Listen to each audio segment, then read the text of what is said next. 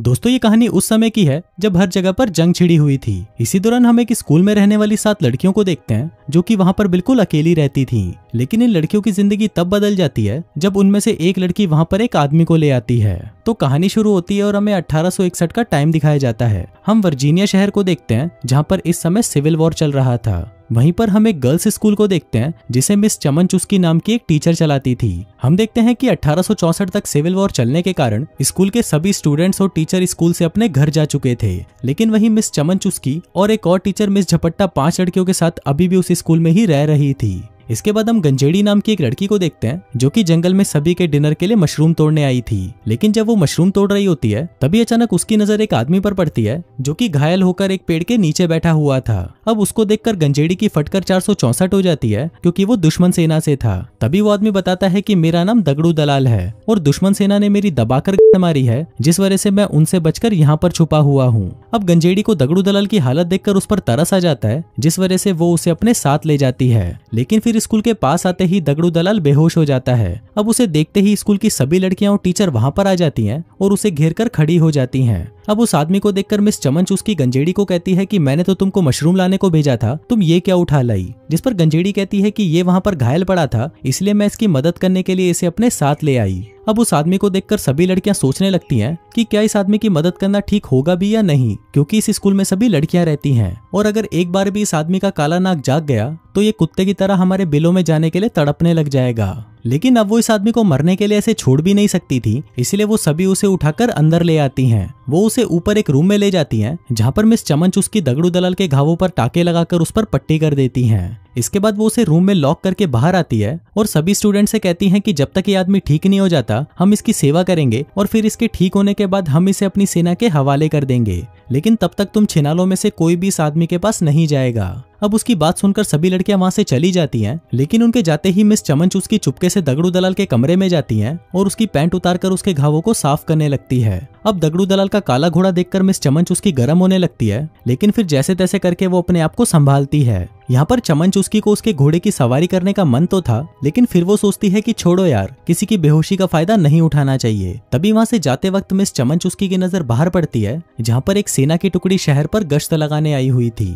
तभी मिस चमन चुस्की उन सिपाहियों से मिलने गेट पर जाती है। अब उसे देखकर अंदर सभी लड़कियां घबरा रही होती हैं कि कहीं ये भूखड़ी वाली दगड़ू दलाल के बारे में इन्हें बता ना दे, पर मिस चमन चुस्की उसके बारे में उनको नहीं बताती और वापस स्कूल के अंदर आ जाती है। इसके बाद हम देखते हैं कि क्योंकि दगड़ू दलाल दिखने में हट्टा कट्टा मुस्टंडा था और उसका काला घोड़ा भी काफी बड़ा था, इसलिए उसके घोड़े को देखने के लिए रोज एक एक करके सभी लड़कियां चुपके से उसके रूम में आया करती थी। वो उससे वहां पर बैठकर बातें किया करती थी जिससे उनको भी काफी अच्छा महसूस होता था। इसके बाद हम देखते हैं कि मिस चमन चुस्की सभी लड़कियों के साथ बैठकर प्रेयर कर रही होती है। तभी प्रेयर के बाद वो जानबूझकर सभी से पूछती है कि क्या किसी को भी कोई और दुआ मांगनी है, जिस पर मिस झपट्टा कहती है कि हाँ, मैं चाहती हूँ कि दगड़ू दलाल जल्दी से जल्दी ठीक हो जाए। अभी सुनकर मिस चमन चुस्की समझ जाती है कि अब मिस झपट्टा भी दगड़ू दलाल का घोड़ा लेने के लिए तड़प रही है। हम देखते हैं कि जहाँ पर दगड़ू दलाल का घोड़ा लेने के लिए स्कूल की सभी लड़कियां आपस में लड़ रही थी, वहीं ये दोनों टीचर्स भी उसका घोड़ा लेने के लिए बेताब थी। इसके बाद हम देखते हैं कि स्कूल की सभी लड़कियां दगड़ू दलाल को इम्प्रेस करने के लिए अलग अलग चीजें करती हैं, जैसे कि कोई उसके सामने सज धज कर आती है तो कोई उसके लिए अच्छे अच्छे पकवान लेकर आती है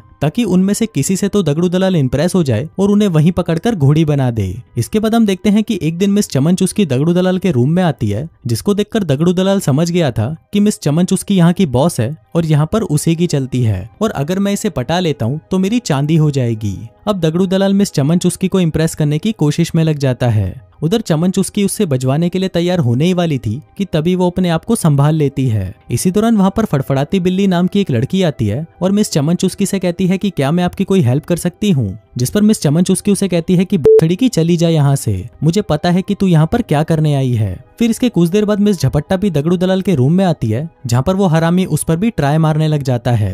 वो उससे गंदी गंदी अश्लील बातें करने लगता है और उसका ये प्लान कामयाब भी हो जाता है क्योंकि अब मिस झपट्टा की बिल्ली गीली हो चुकी थी और वो दगड़ू दलाल के साथ दबा दबा कर मजदूरी करना चाहती थी। फिर इसके बाद क्या था, मिस झपट्टा दगड़ू दलाल के बिस्तर पर आती है जहाँ पर वो दोनों दबा दबा कर मजदूरी करते हैं। इसके बाद हम मिस चमन चुस्की को देखते हैं जो कि सभी सभी स्टूडेंट्स के साथ मिलकर प्रेयर कर रही होती है। लेकिन तभी वहां से फड़फड़ाती बिल्ली उठती है और मूतने का बहाना लगाकर बाहर चली जाती है। फिर वो वहां से सीधा दगड़ू दलाल के रूम में जाती है और उसे पकड़कर चूसने लगती है। अब यहाँ पर दगड़ू दलाल को भी मजा आ रहा था, इसलिए वो भी इस मूवमेंट को एंजॉय करने लगता है। लेकिन फिर चूसते चूसते फड़फड़ाती बिल्ली को याद आता है कि मिस चमन चुस्की उसका इंतजार कर रही होगी, इसलिए वो वहां से चली जाती है। इसके बाद रात को हम देखते हैं कि जब लड़कियां साथ में डिनर कर रही थी, तभी वो सभी मिलकर फैसला करती हैं कि अब वो दगड़ू दलाल को खुश करने के लिए कुछ नया करेंगी। अब वो सभी दगड़ू दलाल को म्यूजिक सुनाकर खुश करने की कोशिश करती हैं, लेकिन दगड़ू दलाल को म्यूजिक में कोई इंटरेस्ट नहीं था, क्योंकि उसे तो उनके कुएं की खुदाई करनी थी। अब ये सब चल ही रहा था कि तभी कोई स्कूल का दरवाजा खटखटाता है। फिर मिस चमन चुस्की दरवाजा खोलती है और देखती है कि ये तो वही गश्त लगाने वाले सैनिक होते हैं। वो यहाँ पर बस चेक करने आए थे कि सब कुछ ठीक है या नहीं, जिसके बाद वो वहां से चले जाते हैं। इसके बाद हम मिस चमन चुस्की को देखते हैं, जो कि दगड़ू दलाल के साथ बैठकर वाइन पी रही होती है और ये दोनों किसी चीज के बारे में बातें कर रहे होते हैं। लेकिन इसी दौरान दगड़ू दलाल सोचने लगता है कि मिस चमन चुस्की बहुत ज्यादा स्ट्रांग है और अगर उसे यहाँ पर आराम से रहना है तो उसे मिस चमन चुस्की को पटाना ही होगा।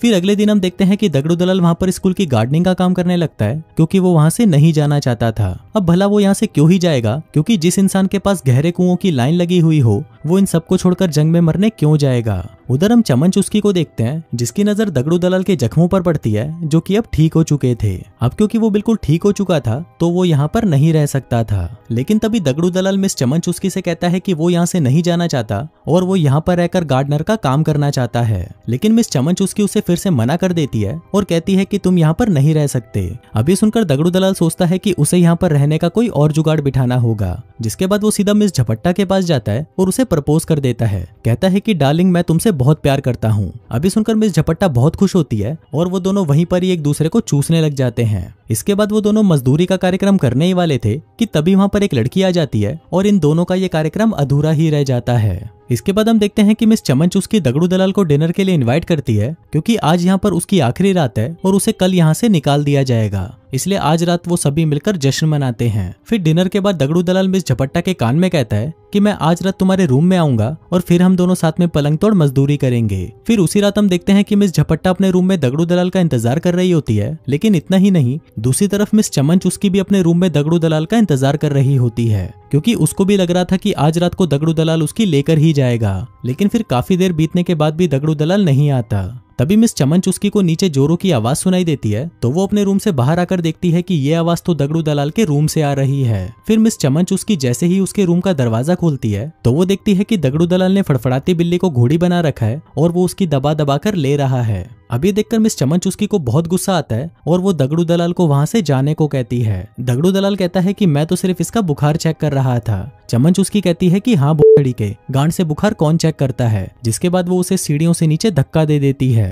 अब दगड़ू दलाल ऊपर से इतना तेज नीचे आकर गिरता है कि उसकी टांग पूरी तरह टूट जाती है। अब ये देखकर मिस झपट्टा और मिस चमन चुस्की उसको जल्दी से उठाकर वापस रूम में ले जाती हैं। अब यहाँ पर चमन चुस्की कहती है कि मैं कोई सर्जन नहीं हूँ जो उसकी टूटी टांग को जोड़ दूं, इसलिए अगर हमें इसकी जान बचानी है तो हमें इसकी टांग काटनी पड़ेगी। अब उनको ये फैसला जल्दी से जल्दी लेना था, क्योंकि दगड़ू दलाल का खून तेजी से बह रहा था। फिर हम देखते हैं कि और कोई रास्ता ना होने की वजह से उनको दगड़ू दलाल की टांग काटनी ही पड़ती है। फिर अगली सुबह जब दगड़ू दलाल की आंख खुलती है, तो अपनी कटी टांग को देखकर उसकी फटकर 464 हो जाती है। अब वो चमन चुस्की को देखकर उस पर बहुत गुस्सा करता है और उसे कहता है कि भुसड़ी की तूने ये सब जानबूझकर किया, क्योंकि रात को मैं तुझे बजाने जो नहीं आया। अब क्योंकि दगड़ू दलाल गुस्से में पागल हो चुका था, इसलिए चमन चुस्की उसको रूम में बंद करके नीचे आ जाती है। फिर कुछ देर बाद हम देखते हैं कि तड़पती बिल्ली चुपके से दगड़ू दलाल के रूम में आती है और उससे पूछती है कि मेरे बाबू ने थाना थाया। अभी सुनकर दगड़ू दलाल गुस्से में बावली गांड हो जाता है और उसके बाल पकड़कर कहता है कि भुसड़ी की मैं तुझे जान से मार दूंगा, क्योंकि तेरी वजह से ही हुआ है ये सब। अब ये देखकर तड़पती बिल्ली बहुत डर जाती है